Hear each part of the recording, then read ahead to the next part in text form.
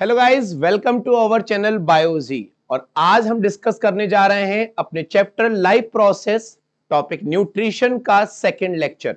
जिन भी बच्चों ने फर्स्ट लेक्चर नहीं देखा है तो पहले जाकर वो लेक्चर देखिए सो दैट आपके इस लेक्चर के भी कंसेप्ट क्रिस्टल क्लियर हो जाए।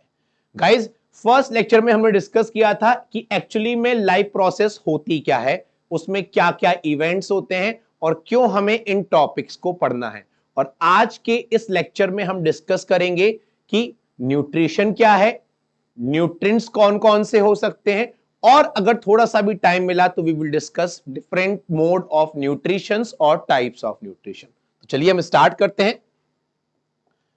गाइज, सबसे पहले बात आ जाती है न्यूट्रिशन कि न्यूट्रिशन सर होता क्या है। तो ऑर्गेनिजम्स, चाहे वो प्लांट्स हो चाहे एनिमल्स हो, जब ये ऑर्गेनिजम्स अपनी बॉडी को एनर्जी प्रोवाइड करने के लिए जो भी सब्सटेंस बाहर से एक्सटर्नली अपनी बॉडी के अंदर लेकर जा रहे हैं, उन सब्सटेंसेस को हम क्या बोलते हैं? न्यूट्रिएंट्स। क्या बोलते हैं? न्यूट्रिएंट्स। हमने कार्बोहाइड्रेट लिया, हमने फैट लिया, हमने प्रोटीन शेक ले लिया, हमने मिल्क ले लिया, हमने विटामिन्स मिनरल्स ले लिए। तो गाइज, इन सारी चीजों को हम क्या बोलते हैं? न्यूट्रिएंट्स। और न्यूट्रिएंट्स को इनटेक लेने की प्रोसेस क्या कहलाती है? न्यूट्रिशन। क्या कहलाती है? न्यूट्रिशन। तो हम डिस्कस कर लेते हैं सबसे पहले न्यूट्रिशन की definition. The process of intake of the process of the process of intake the process of intake and utilization the process of intake and utilization of nutrients the process of intake and utilization of nutrients to fulfill to complete requirement of our body requirement of our body is called nutrition Clear this thing? The process of intake and utilization of nutrients to fulfill requirement of our body is called nutrition. और guys, जैसा कि मैंने आपको बताया, वो सारे substances जो हम एक्सटर्नली लेते हैं उनको हम क्या बोलते हैं? न्यूट्रिएंट्स। क्या बोलते हैं? न्यूट्रिएंट्स। तो substances taken by organisms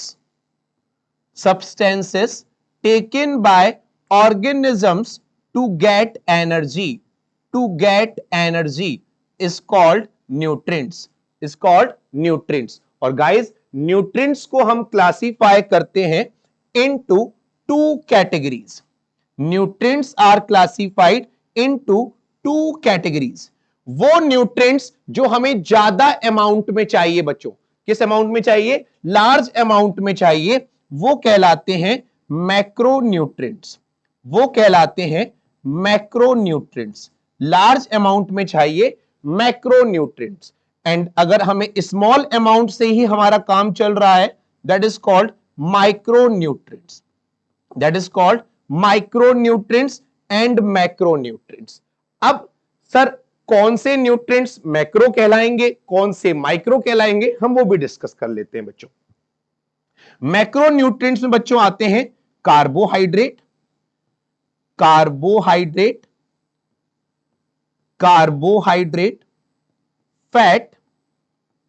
fat and protein carbohydrate, fat and protein. और माइक्रोन्यूट्रिएंट्स में बच्चों आते हैं विटामिन्स एंड मिनरल्स। आप चाहें तो मेरे साथ साथ अपने नोट्स बनाते चलिए, अदरवाइज आप स्क्रीनशॉट ले सकते हैं। तो this is about the definition of nutrition and types of nutrients. बहुत ही सिंपल सी लैंग्वेज में आपको नोट्स मिल जाएंगे ये सारे। तो गाइज, फटाफट से स्क्रीनशॉट ले सकते हैं। चलिए, अब हम डिस्कस करने जा रहे हैं बच्चों मोड ऑफ न्यूट्रिशन। अलग अलग ऑर्गेनिजम्स में अलग अलग मोड ऑफ न्यूट्रिशन होते हैं बच्चों। तो चलिए हम उसको डिस्कस कर लेते हैं।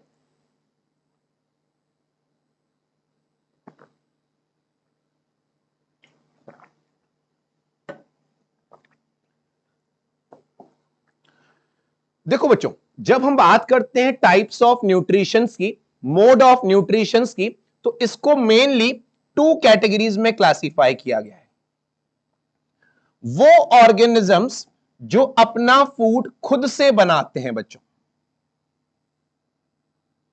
वो ऑर्गेनिजम्स जो अपना फूड खुद से बनाते हैं, they are said to be autotroph, और उनका न्यूट्रिशन कहलाता है बच्चों ऑटोट्रॉफिक न्यूट्रिशन। क्या कहलाता है? Autotrophic nutrition. I am again repeating, organism which make their own food are said to be autotroph and their nutrition is called autotrophic nutrition. Autotrophic nutrition. Now the second category is guys organisms जो अपना food खुद से नहीं बनाते and depends on other organisms, depends on other organisms are said to be heterotroph, are said to be heterotroph and their nutrition is called heterotrophic nutrition. क्या कहलाता है बच्चों? heterotrophic nutrition. heterotrophic nutrition. Clear this thing? Now guys, autotrophic nutrition को हम further 2 categories में divide करते हैं। Autotrophic nutrition is further divided into 2 categories. One is said to be photoautotrophic nutrition. Photoautotrophic nutrition. Photoautotrophic nutrition. And second is said to be chemoautotrophic nutrition. Chemoautotrophic nutrition. Chemoautotrophic nutrition. अब sir ये क्या है? पहले आपने बताया कि जो organisms अपना फूड खुद से बनाते हैं they are said to be autotrophic, बिल्कुल सही। अब फोटो ऑटोट्रॉफिक क्या है, कीमो ऑटोट्रॉफिक क्या है? तो my dear students just listen very carefully, वो ऑर्गेनिजम्स जो अपना फूड खुद से बना रहे हैं और यूज कर रहे हैं light, sunlight as a energy. Guys वो ऑर्गेनिजम्स जो अपना फूड बनाने के लिए एनर्जी यूज कर रहे हैं, light energy, they are said to be photoautotrophic. और वो ऑर्गेनिजम्स जो अपना फूड बनाने के लिए इनऑर्गेनिक कंपाउंड्स यूज करते हैं, they use nitrite, nitrate, ammonia, hydrogen sulphides, तो उन ऑर्गेनिजम्स को बच्चों हम क्या बोलते हैं?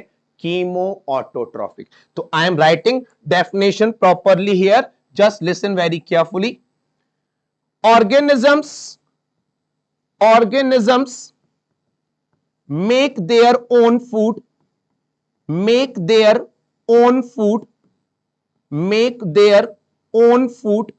by using sunlight,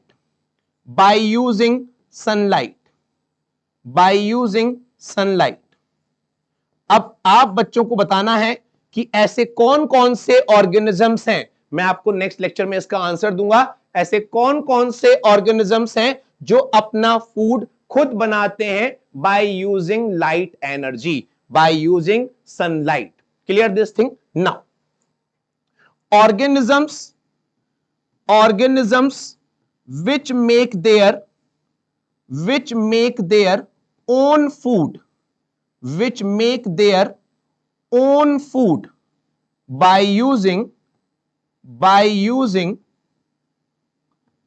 using inorganic compounds, not organic compounds, inorganic compounds।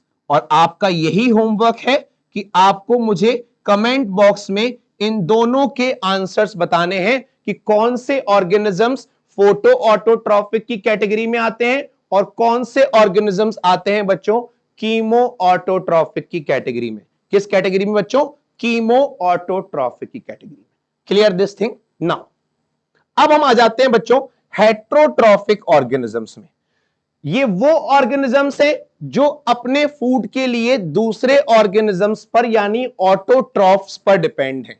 अब गाइस हेट्रोट्रॉफिक न्यूट्रिशन में भी 3 कैटेगरीज आ जाती हैं और वो कैटेगरीज क्या है हम डिस्कस कर लेते हैं। The first category is parasitic category.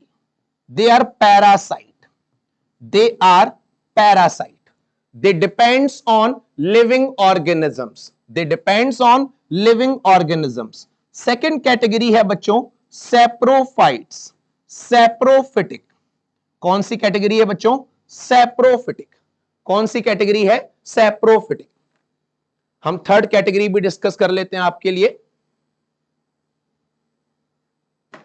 The third category is parasitic. The third category is sorry parasitic हम लिख चुके हैं। Holozoic, the third category is holozoic. The third category is holozoic.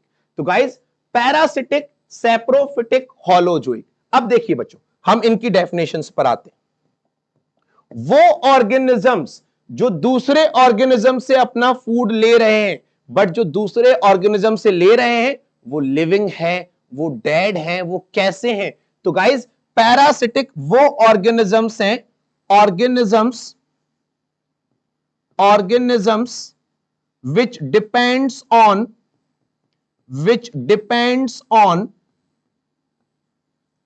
living organisms, which depends on living organisms, which depends on living organisms। तो guys जैसे हमारे जो घर पर पेट्स वगैरह होते हैं, डॉग वगैरह, उनकी एक बॉडी पर टिक्स लग जाते हैं, हमारी बालों में लाइस यानी जुएं पाई जाती हैं। तो guys they are the examples of parasite, क्योंकि जिससे वो न्यूट्रिशन ले रहे हैं वो ऑर्गेनिजम्स कैसे हैं बच्चों? वो लिविंग है। कैसे हैं? लिविंग है। Sorry.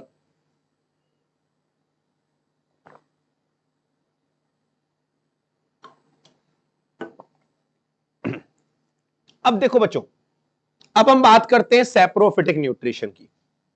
Organisms which depends on dead plants and animals, जो डेड प्लांट्स और एनिमल से अपना न्यूट्रिशन ले रहे हैं बच्चों। किससे ले रहे हैं? Dead plants and animals. और गाइज इसमें जो ऑर्गेनिजम्स आते हैं वो मोस्टली बैक्टीरिया होते हैं या फंजाई होते हैं। कौन से होते हैं? बैक्टीरिया या फिर fungi. Now the third type of nutrition is holozoic nutrition. Holozoic nutrition हम ह्यूमन बीइंग फॉलो करते हैं। हम क्या करते हैं? हम फूड को as a whole completely intake कर लेते हैं। तो वो organisms which take their food as a whole inside the body, that is called holozoic nutrition। कैसा होता है बच्चों? holozoic nutrition। बच्चों अगर आपने अपनी एनसीईआरटी में देखा हो, एक अमीबा का डायग्राम बना हुआ है जहां पर फूड उसके बाहर है और वो उस फूड को पूरा इनटेक कर रहा है। तो गाइज holozoic न्यूट्रिशन का मतलब होता है फूड को पूरा बॉडी के अंदर ले जाना। जब हम ह्यूमन डाइजेस्टिव सिस्टम पढ़ेंगे मैं इसको आपको और भी अच्छे से क्लासिफाई करके एक्सप्लेन करूंगा विद देयर एग्जांपल्स। तो गाइज आज ही फॉलो करें हमारे चैनल बायोलॉजी को। अगर आपको ऐसे लेक्चर्स और भी चाहिए हम आपके साथ बने रहेंगे हर एक टॉपिक के साथ। और स्टिल अगर आपको लगता है कि सर हमें इस टॉपिक का एक्सप्लेनेशन फिर से चाहिए तो लाइव क्लास में आकर मैं आपको फिर से उस टॉपिक को एक्सप्लेन कर दूंगा।